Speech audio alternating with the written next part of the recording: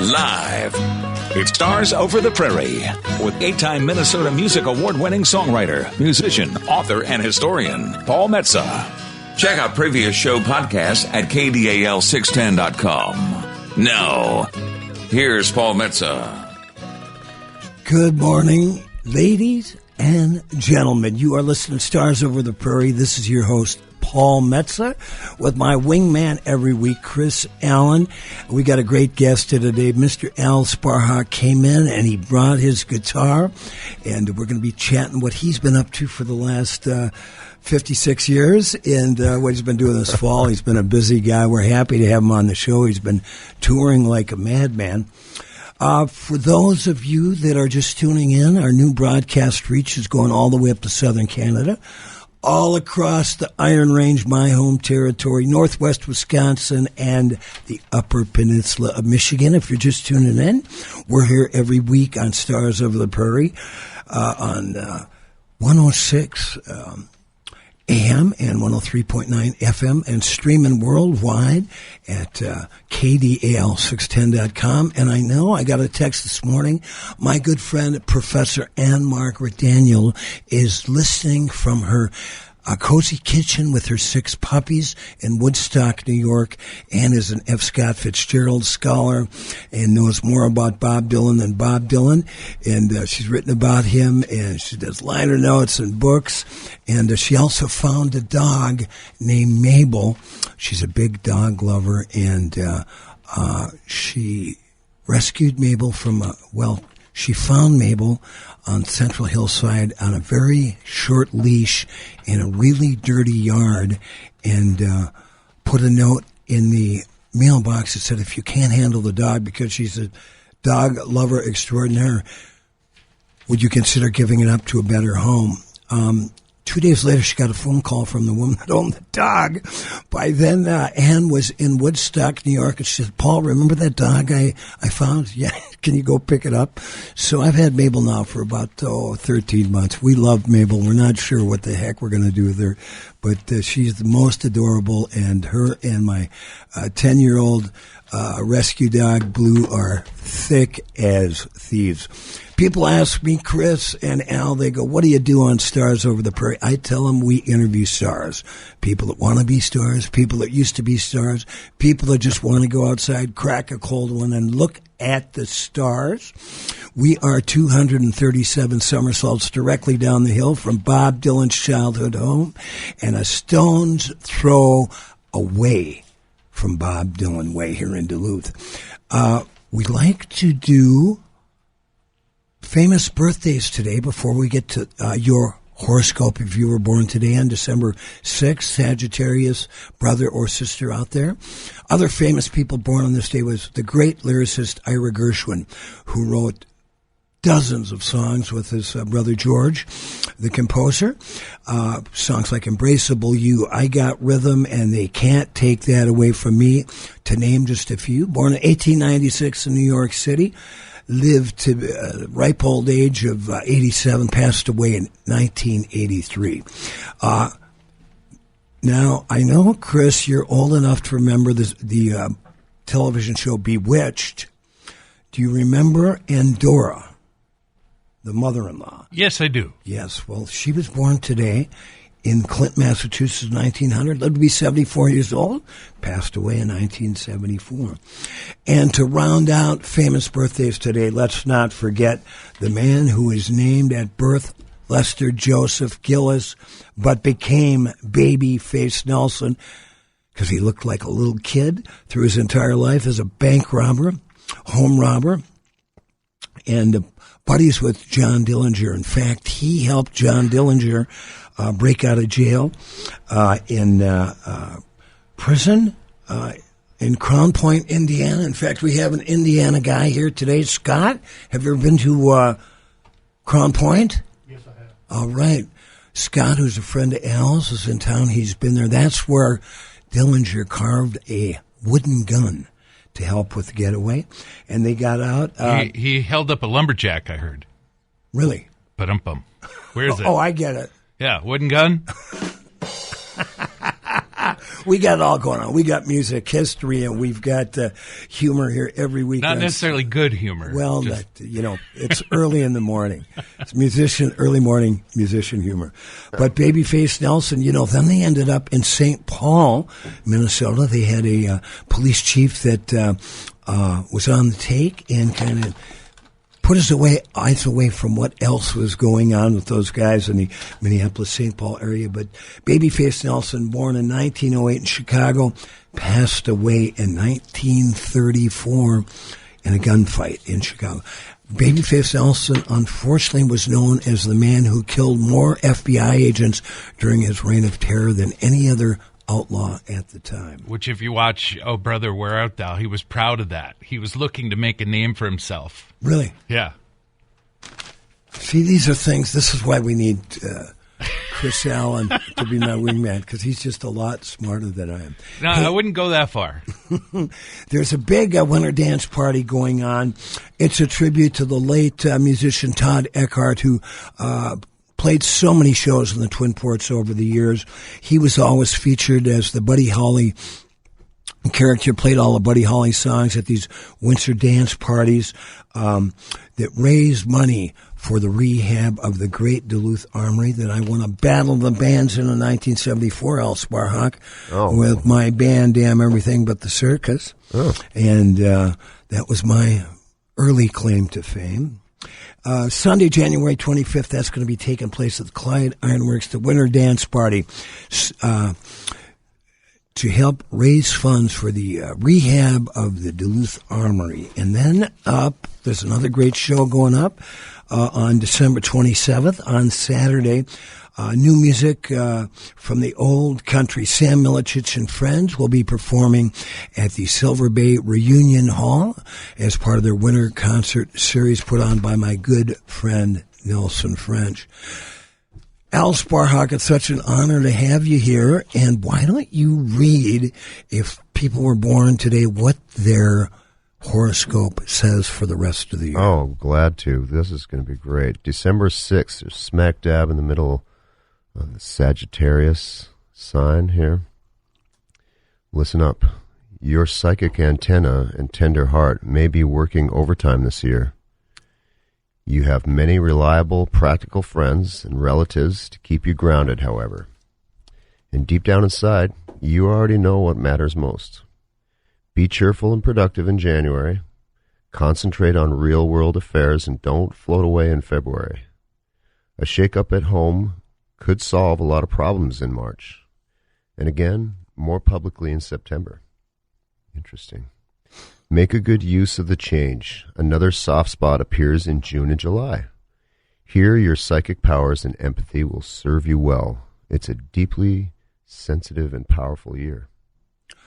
That is a great way to look at the next year. If you're born on December 6th, whatever year that was. Al, when's your birthday? June 10th. June? Yeah, 10th. Gemini. I'm kind of right on the opposite end of the spectrum. So. 3 days after Prince's birthday. Yep.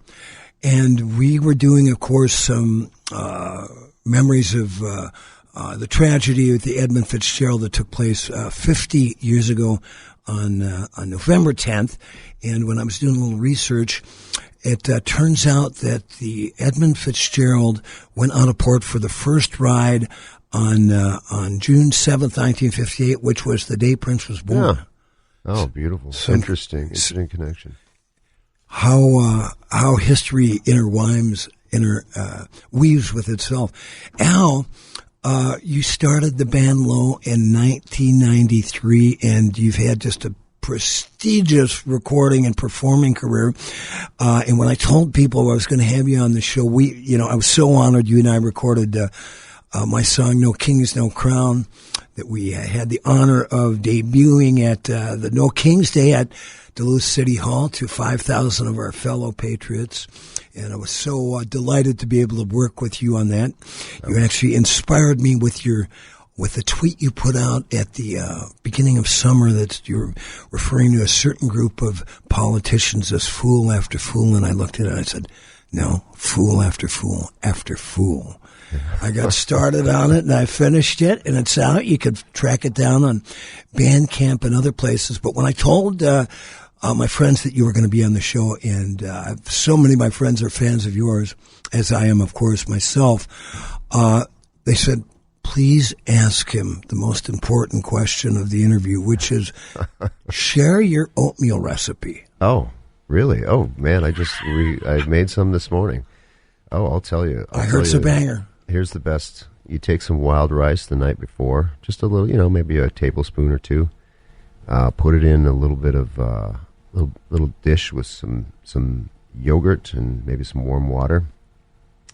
Stir it up, and you put it down just leave it out on the counter, and what that does is sprout the wild rice overnight, softens it, and then in the morning get your oatmeal going.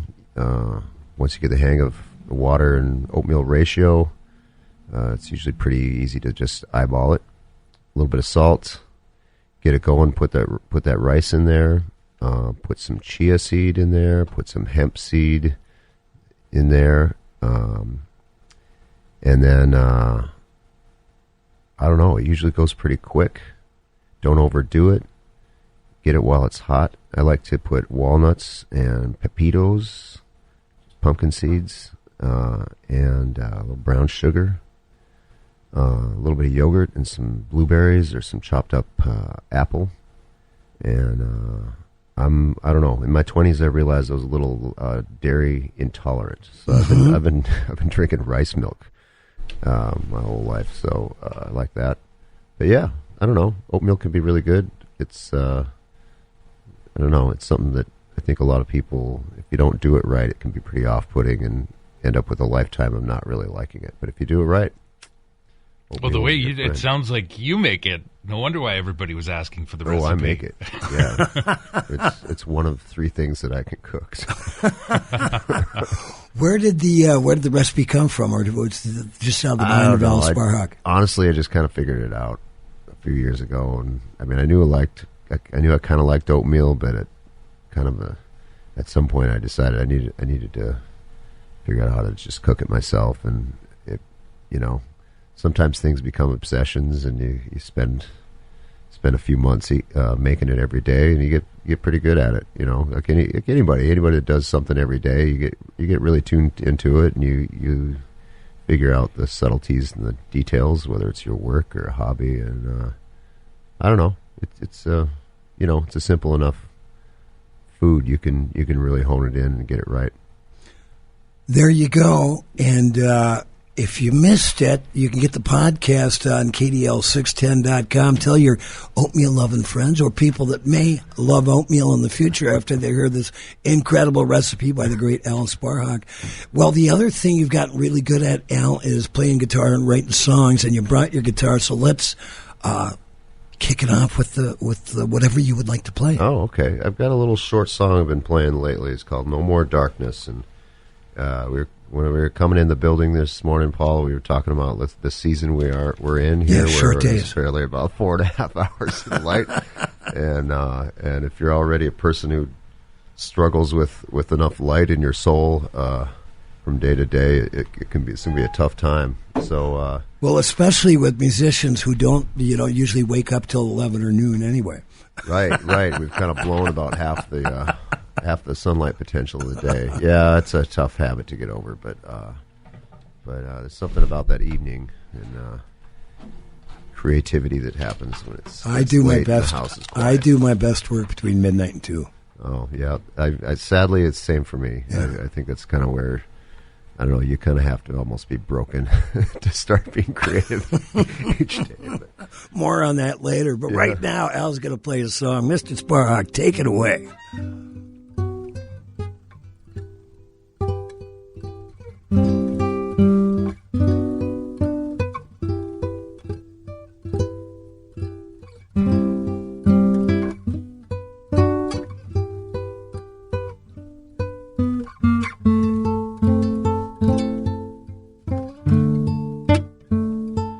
No more darkness,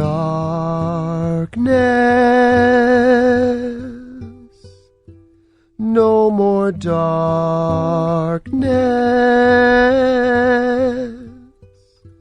No more darkness,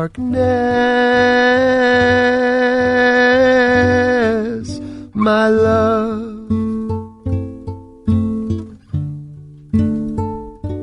No more darkness.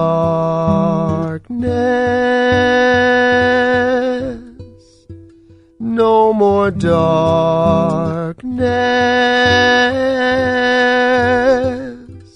No more darkness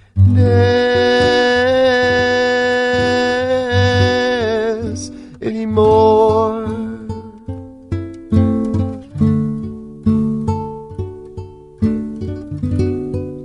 'Cause good is good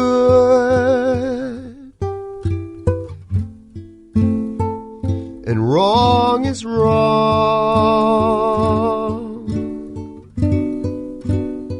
So turn up the light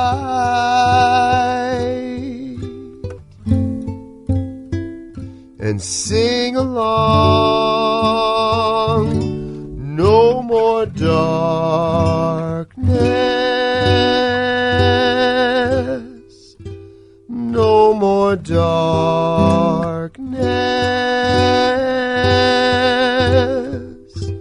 No more darkness,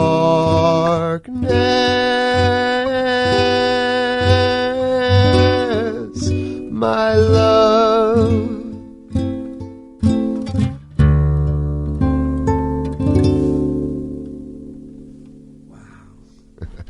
That was beautiful, man. Wow. I floated away there for a while, Sparhawk. That was really good. When did you write that? Actually, just this last year. I don't know. I've been on the road quite a bit with Eric Pollard on drums and my son Cyrus on bass. And I don't know. I mean, I don't write as much on the road as some people do, but every once in a while, an idea will just kind of force its way into your world because it needs to be there. And yeah, that one came about early in the year, and I just started playing it at shows, and it's short enough that you can kind of fit it in, and sometimes it's a nice little something quiet and heartfelt among the chaos. Well, and it's a kind of a very positive message. Like your first record, it blows my mind when I was doing the research, Al. So the band gets formed in 1993. By 1994, your first record's called "I Could Live in Hope," which is another beautiful title, on Virgin Records. How did that happen so quickly? Well, I don't know. Back in the 90s, there was kind of a stir up in the music business. A lot of big companies were kind of, underground bands, more kind of fringe bands suddenly were gaining some popularity, and a lot of the bigger labels kind of scrambled quick to, figure out how do we get this going. So they would have little, I don't know, they would call them boutique labels, where an A&R person would have a little side label that was small and right, kind of a low budget, and they'd pick up a few bands. And so we did a demo, and I sent it out to New York to this producer who had done some records that I really loved, and he happened to be in a position where he was taking on some new people and trying out some things, and he really liked us, and made a record pretty quickly, and he passed it on to some people he knew in the industry, and it kind of went pretty quickly up some steps and landed in this label called Vernon Yard, which was kind of a little boutique label that was run out of a little office at Virgin Records in New York, and they signed us, and we're still trying to get the rights for those records back, and they give us, of course, a really a pretty embarrassing.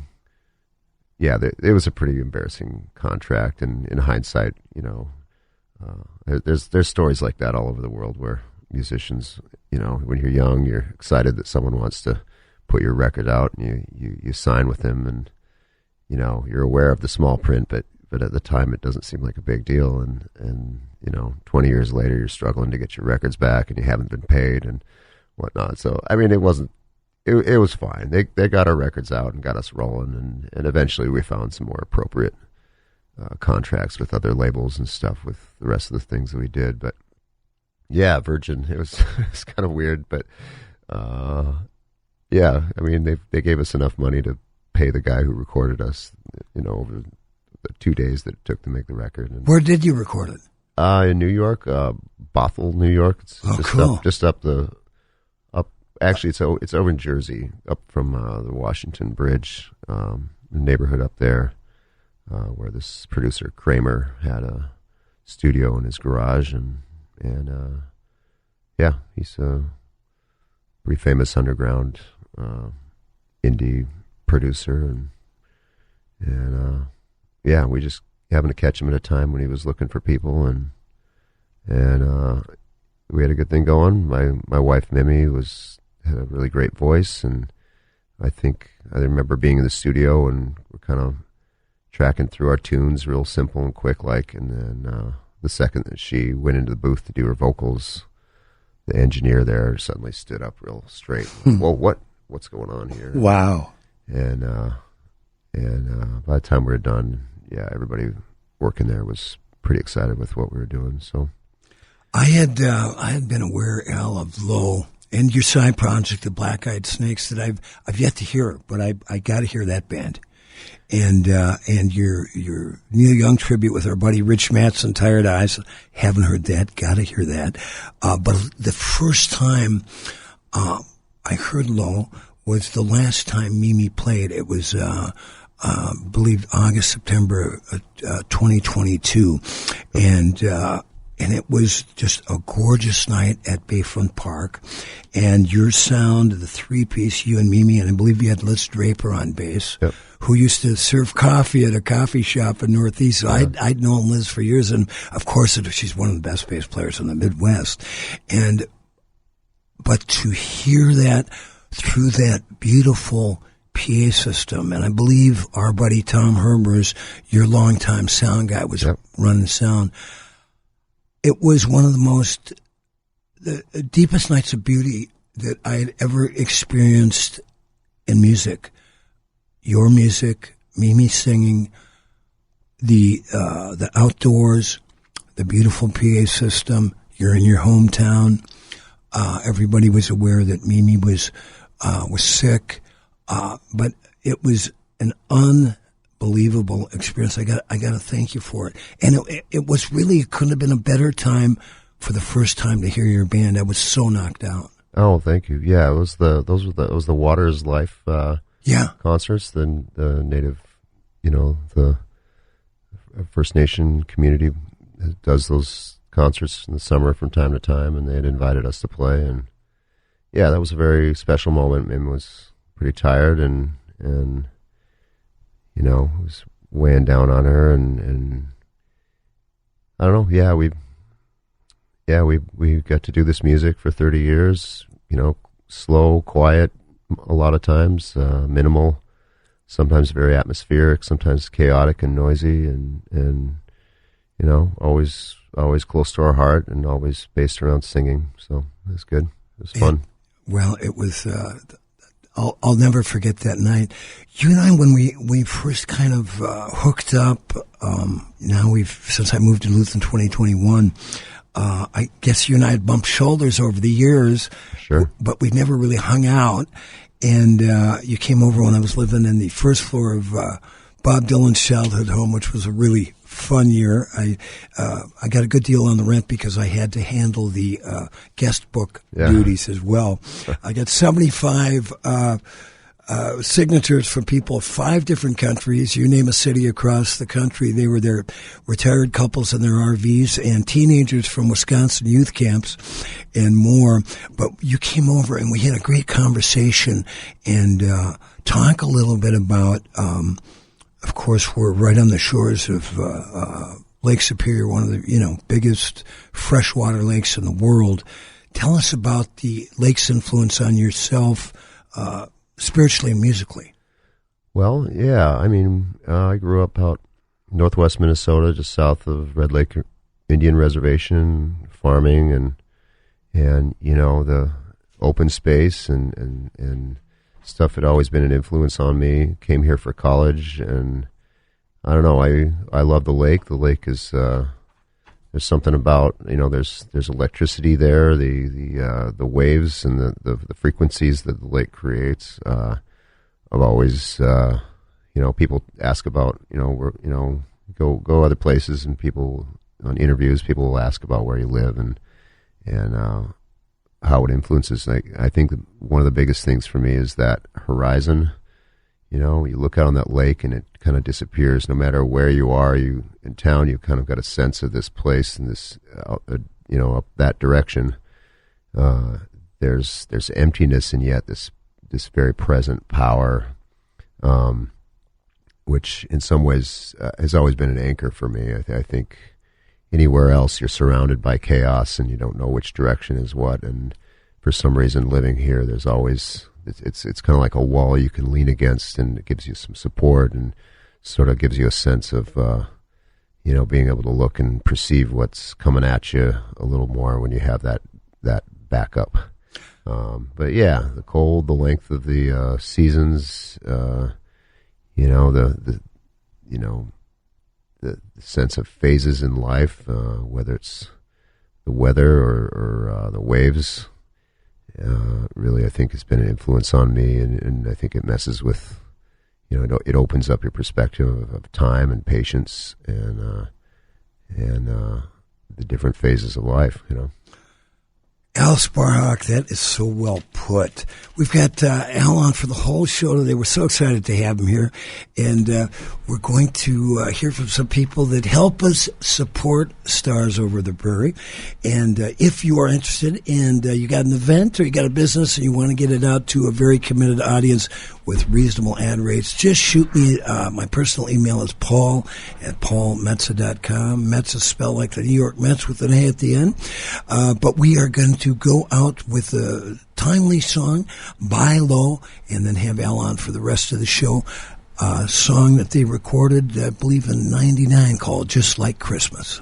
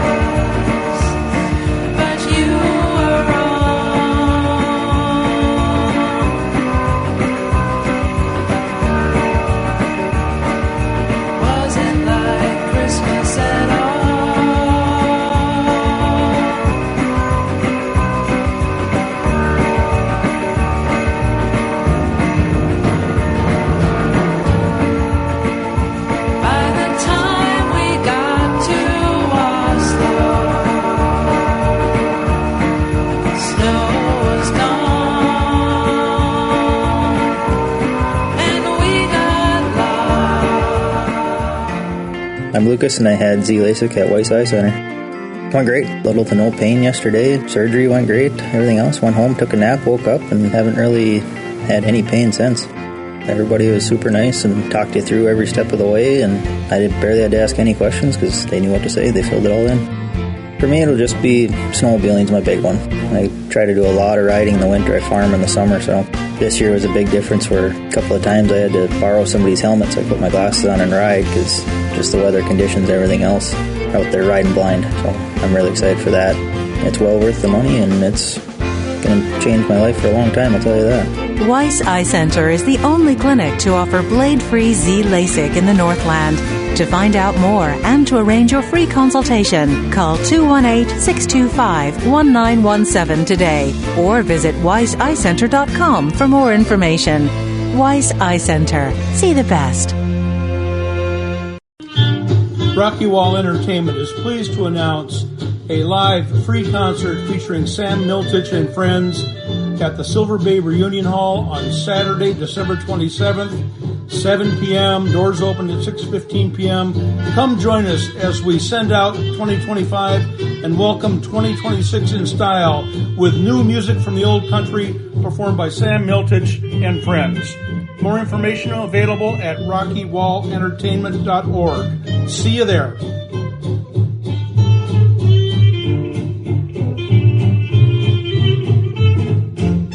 Hey, it's Curly from the Salty Dogs, and you're listening to Stars Over the Prairie with Paul Metsa.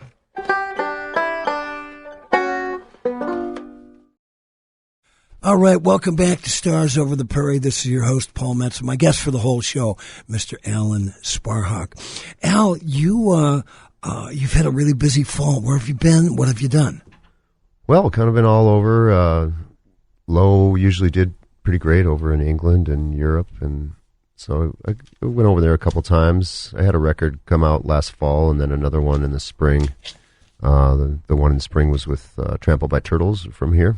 Mm-hmm. And so yeah, I've been out on tour. It's actually kind of my bread and butter is being able to go and kind of on a frugal tour budget, get around and play clubs around in Europe and some festivals every once in a while. So yeah, I did both coasts of the U.S. here, and I don't know, we go over, play a lot in England, I play in Spain, play in Portugal and France and Germany, Scandinavia, Holland, Belgium. Italy's fun. Been there a couple times this year.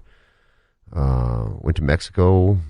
That was interesting, and I've only been there a couple times. It's always really beautiful. Really great people down there, and always surprises me, Mexico. But yeah, kind of back and forth. What when you get over to Europe, do you get a driver? Do you have to hop behind the wheel yourself? We've got a guy named Matt Silcox from Sheffield who has been driving us ever since the beginning, and he's been a really good friend of ours, and just luckily he's just always available and ends up driving. He'll drive, take care of all the things, rent the van, and we've got gear over there, like amps and stuff, so we don't have to rent, save a little bit of money in that way. And then, take care of the budget and sells T-shirts out in the lobby and take care of us. So, yeah.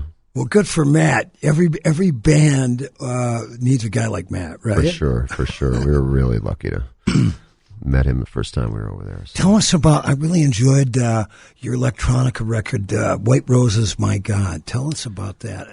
Yeah. A departure in a way, I guess. Yeah, maybe. For sure. I've always kind of been, Low as a band, generally 3-piece, drums, bass, and guitar, and we would explore and kind of push ourselves when we were making records. Sometimes it would get really, really out. And towards the end, we were doing stuff that was, I guess you could almost say, sort of was electronic, but it was more just because it was not your typical guitar-based drums sounds. And but yeah, I don't know.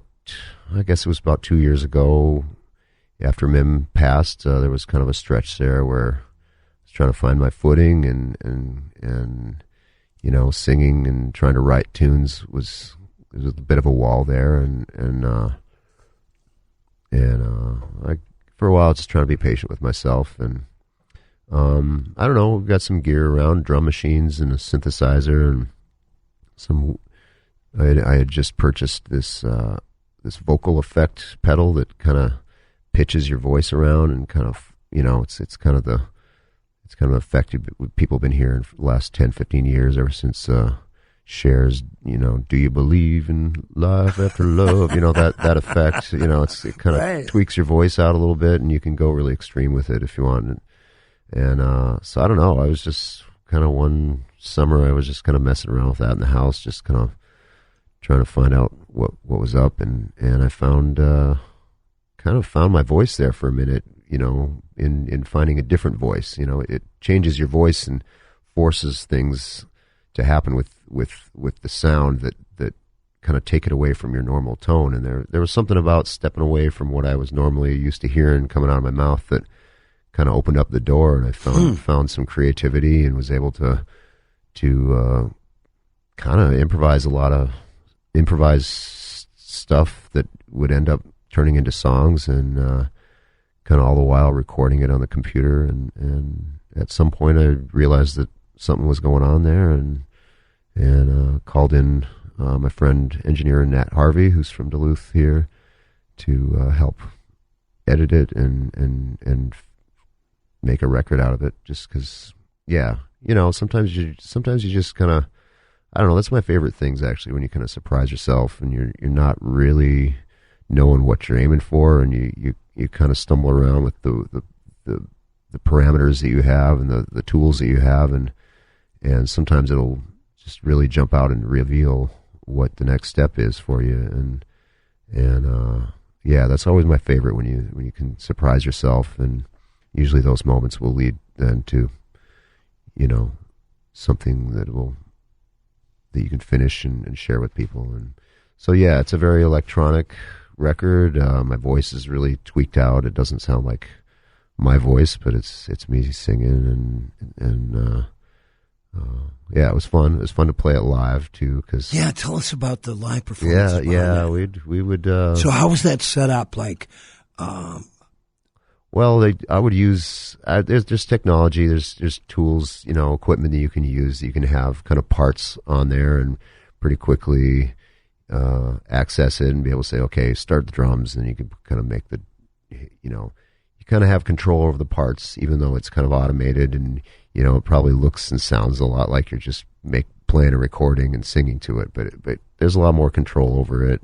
And I would have a live bass, my son playing bass with it, and then Eric Pollard playing drums with it. But then it would just be me on the mic, and when you play guitar and sing, there's a little bit of part of your brain's hiding. You're hiding a little bit behind your instrument, right? And you don't feel. Been doing it for years. Yeah, you don't. You step out a little bit and you sing and you share a little bit of your soul there, but you're kind of, the guitar becomes a protector and something you can kind of dip back and hide behind and focus on something more tactile, But when it's just you and a microphone and the music,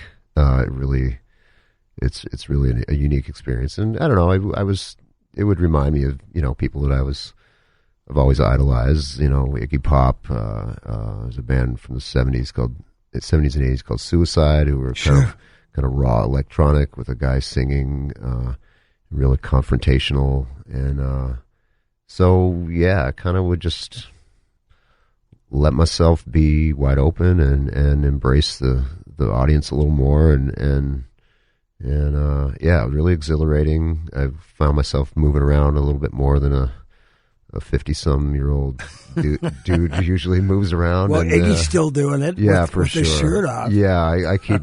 Yeah, I definitely can lean back on. Well, at least he's still taking his shirt off and getting in people's face. So yeah, there's something pretty freeing about that. It's hard to, you gotta check yourself every once in a while, make sure it's not too indulgent and egotistical. But I don't know, there's something pretty honest about just you and the mic, and sometimes your shirt off, I remember two things come to mind while you're talking about that. One is Brown and McGee's line was, "My guitar is my weapon against the world."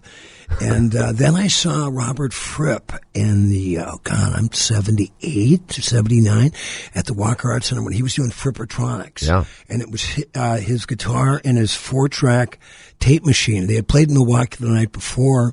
Some reason the place got hit by lightning, and so he started the show. It worked for about 10 minutes, and then the tape recorder went out because it got jacked by lightning the night before. And I told myself, well, that's one of the reasons why, at least in my case, why I like playing acoustic guitar. That will get you through a lightning strike. Exactly. Yeah, you rely on the technology. Sometimes it's kind of a risk.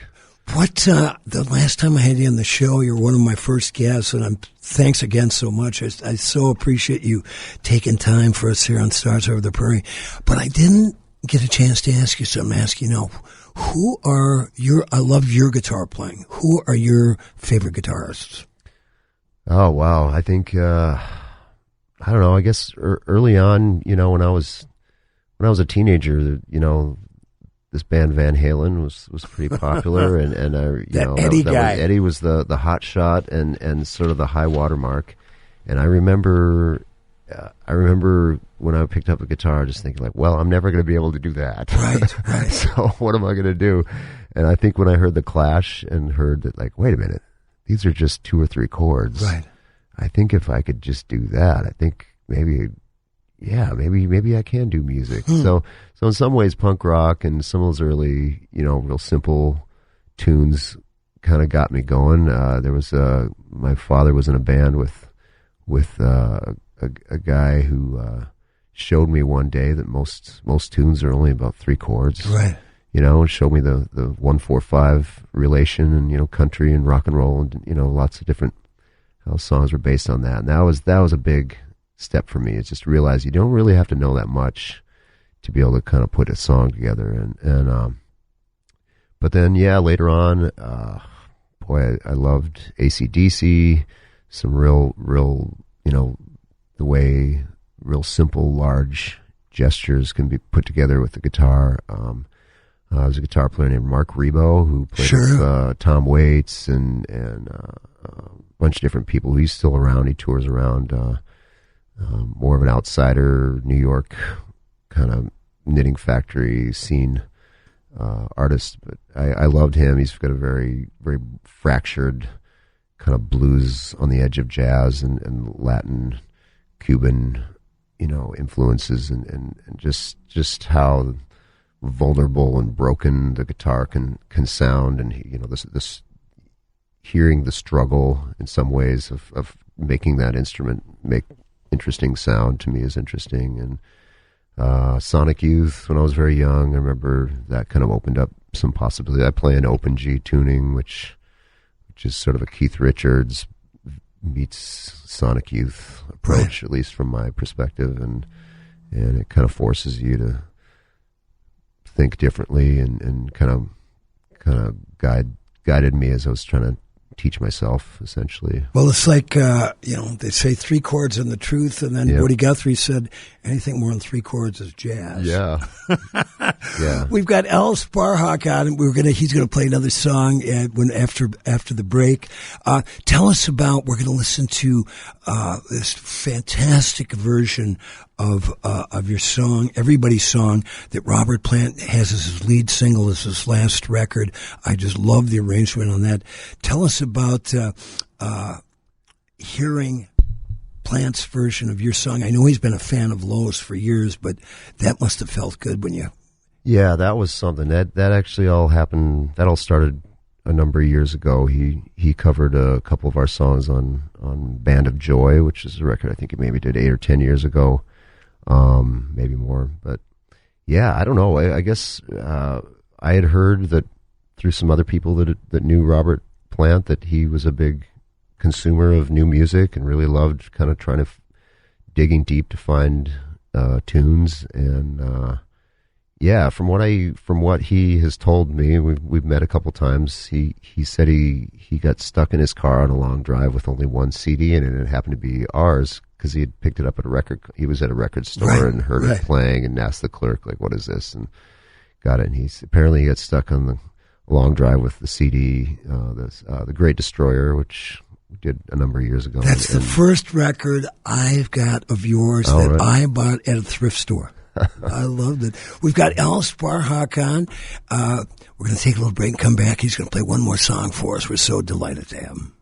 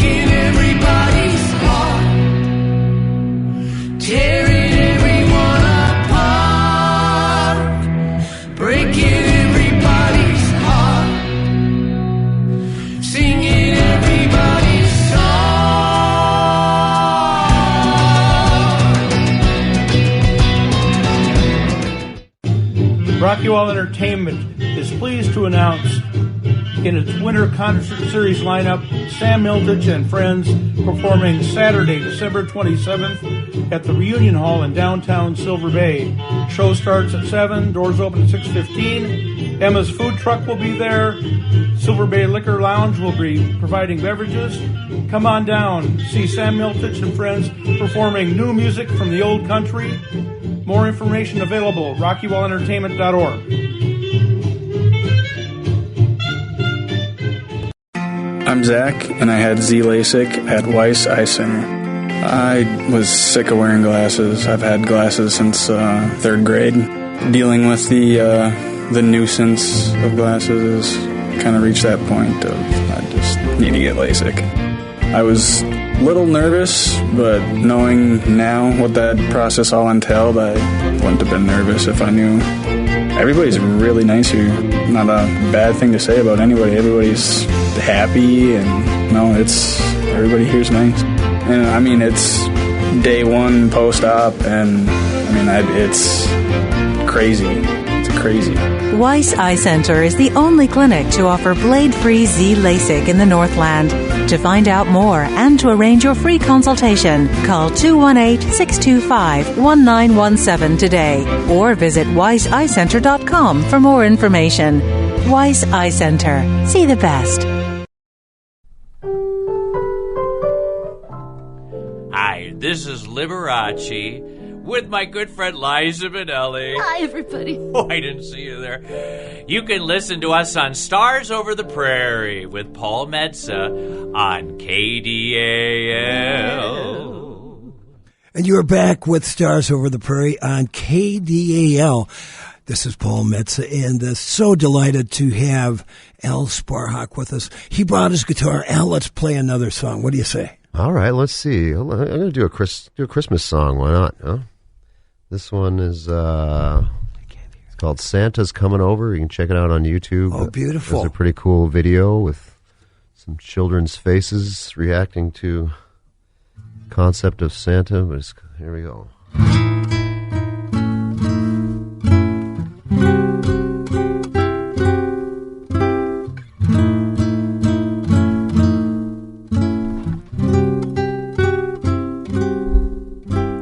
Tapping on the rooftop, laughter in the chimney, hide beneath the covers, Santa's coming over.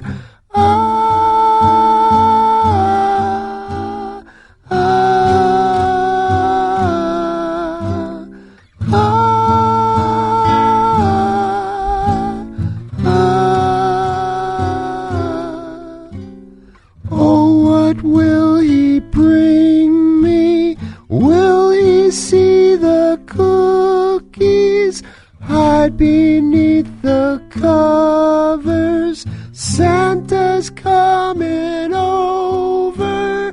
Santa's coming over. Santa's coming over. Santa's coming over. Santa's coming over.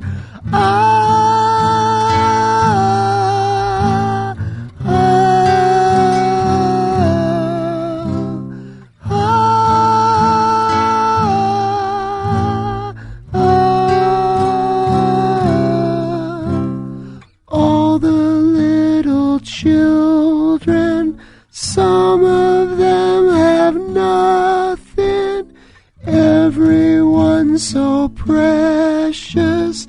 Santa, don't forget them. Santa's coming over. Santa's coming over. Santa's coming over. Santa's coming over. Santa's coming over. Santa's coming over. Santa's coming over. Santa's coming over. Santa's coming over. Santa's coming over. Wow. Wow, that is about the coolest Santa Christmas song I've heard in years. Oh, that was, when did that one come about? Oh, I don't know, maybe 12 years ago. Yeah, that would it started out as an idea for someone's coming over, kind of this, the scariness. But then, I don't know. Yeah, we did a Christmas record years ago, and it's been a pretty. How many records did Lowe do, and that you've been a part of since? Oh, well, you go to Wikipedia, so I couldn't even count them. 12, 13, 14 odds and ends here and there, EPs. But yeah, I mean, we did it for 30 years, and it seemed like we're able to do a record every year or two, couple of years. Yeah, it was fun. We, at the time, it just plugging along, doing what you love, and over time it adds up. And now you're back in town. Are you off the road for a while, or are you going to be doing any shows in town? I've actually got a show next week down at the Fitzgerald Theater in Minneapolis with Trampled by Turtles. It's sold out, so that's exciting. But I don't know. Now taking most of the winter off because I was gone a lot of the year and kind of had to promise myself that I'd take some time off to psychologically. Well, you're a really busy guy. I've had the honor of playing the Fitz a few times, man. It's such a. Not only is it a great room with a lot of history, but they treat you so kindly. Yeah, some good. I don't necessarily when I'm playing the Blood Buckets and the Skull Orchards around town. Yeah, I don't get personally that kind of love that you get from the tech folks at that. That beautiful facility. Yeah, I think people at First Ave kind of run that. Shout out to to Conrad who passed away this year, and I also wanted to shout out Billy Bernard. I forgot to mention I did take a lesson or two from Billy Bernard, who was a guitar player from town here. I love Billy, and I remember his quote was always, "There's no money past the fifth fret." So, if you know what that means. Bernard was phenomenal. Yeah. I haven't seen him since I moved to town. I'd love to. I've heard him over the years. Did you ever know that guy, Bob McKenna? I know who that is, yeah. Yeah, he was a cool jazz player. Well, we've just had a wonderful time with Al Sparhawk on Stars Over the Prairie. We got some good Christmas stuff coming up. You can track my stuff down at paulmetsa.com. You go to my website, paulmetsa.com, and you'll see the video of Al Sparhawk and Paul Metsa doing our song, No Kings, No Crown. We're here every week from 11 to noon on KDAL. Stream us live at KDL610.com. Al, thanks so much for being here, man. What a Always pleasure. An honor. Yeah. Always an honor. Thanks, Paul. Thanks for everything you're doing for the community here. I enjoy it. Here's a song, No Kings No Crown. Like my dad used to tell me, remember to be kind and make someone happy. Books they read, obeying the voices that they hear in their heads. They like to say they are more righteous than you. They're just fool after fool after fool. They're just fool after fool after fool.